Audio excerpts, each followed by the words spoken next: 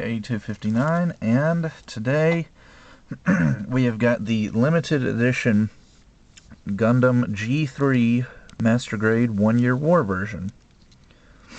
Now this is the second release of the G3 in Master Grade form, and this month I think it comes out Christmas Day, or maybe it's I can't remember. Sometime in December they're releasing a G3 version 2.0.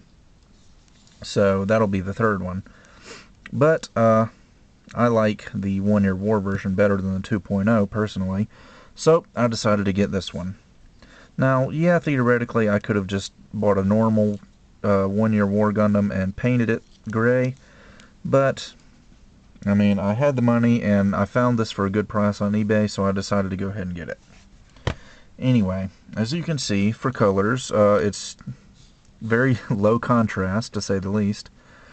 You've got a light gray for most of the body. The inner frame is in a darker gray, the same color that you see for the backpack here.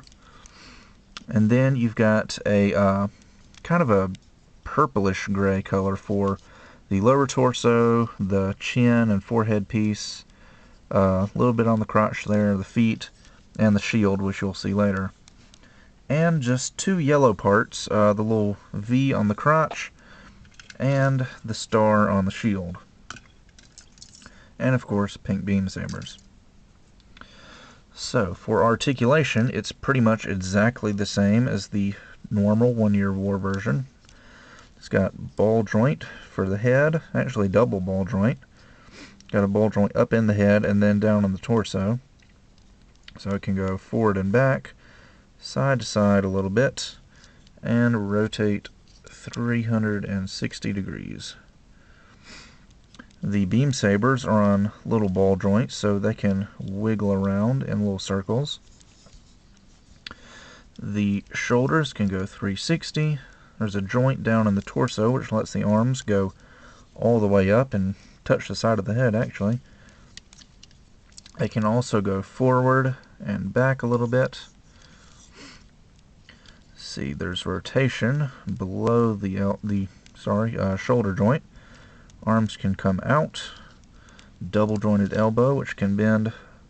Oh, it could bend a full 180 if this shoulder armor wasn't in the way.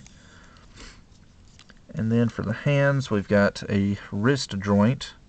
Well, actually a double jointed wrist. There's a ball joint down in there, which lets it rotate and wiggle. And then there's a little hinge right there, which lets the hand do that funky pose. Ball joint thumb, and then ball joint for each finger, but the last three fingers are connected together, and of course you could cut them apart if you felt to do so. I used to do that a lot, but not so much anymore because I find it just makes the fingers really loose, and they're just a pain to deal with if their hands are too loose. So I don't usually cut them apart anymore. Anyway, the cockpit opens, and you can see the little front of a core fighter, but as many of you already know, the 1-Year War version has no core fighter. So that may bother some people, but it doesn't really bother me because of my Gundams that do have core fighters. I usually just leave them inside the Gundam anyway, so I never see them. So that's one of the reasons why I like the 1-Year War version better than 2.0. Anyway, he's got a ball joint in the middle of the torso, which you just saw me pull out, so he can bend forward and back and side to side. There's a ball joint at the waist, which if you pull it out a little bit, he can rotate a bit further, but he's only going to go about that far. But it does let him rock back and forth and side to side a little bit more. Let's see, the front skirts are on ball joints, so they can go up and down and wiggle. The side skirts are on pegs, so they can go up and down a little bit and rotate slightly. The back skirts, just like the front skirts, are on ball joints. The two thrusters on the backpack can go up and down. We've got one of these crazy hip joints that lets the legs rock forward and back for more dynamic poses. I don't really use those joints much anyway. Oh, I forgot to mention that the little vents in the chest can go up and down. And they have a little function where they all move together. Anyway, you've got a ball joint for the waist, so the legs can go up as far as the skirt armor will let them. Back, likewise, as far as the back skirts will let them. They can go out about that far.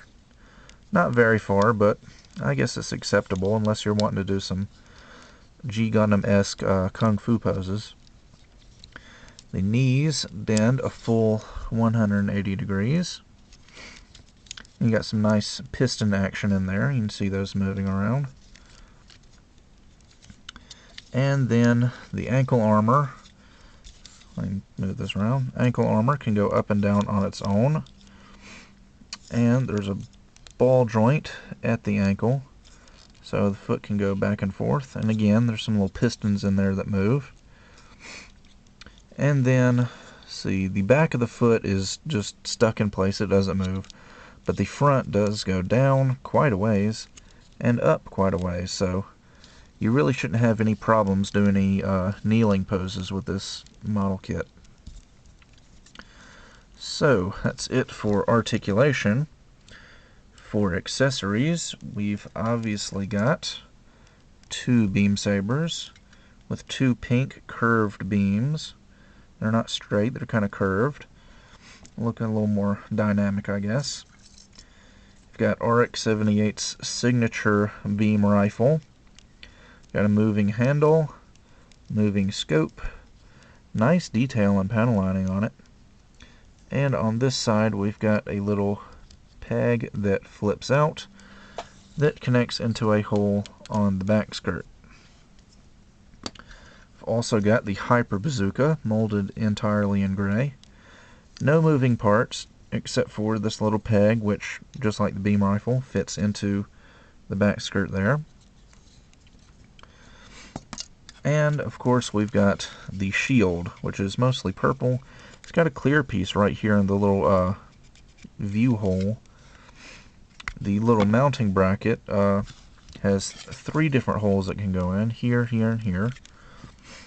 And it folds up. You just, well, I'll show you rather than tell you. You grab onto it, and it just clips onto his arm like so. So he can hold a shield like that. Or you can fold it up this way, put that peg in the top hole, or really any hole, I guess, and there's a hole in the backpack where you can store the shield away like so. And of course he's got the Gundam Hammer, which is just a plastic chain. I find it kind of weird that sometimes they use plastic and sometimes they use metal. I can't really seem to make up their mind. And you've got a nice spiky ball on one end and a handle on the other. And you get a small figure of Amuro and a nice set of decals made just for this kit.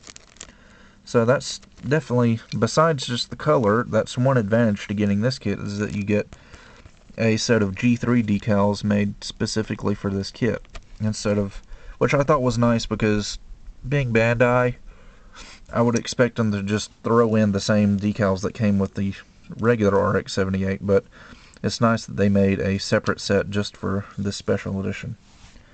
So that's about it for this review. I originally planned to compare side by side with the normal 1 Year War RX-78, but mine is in his box under a pile of other boxes, and I didn't feel like digging him out, so you guys will just have to use your imagination for that one. So that's it for this review, and I'll see you guys next time.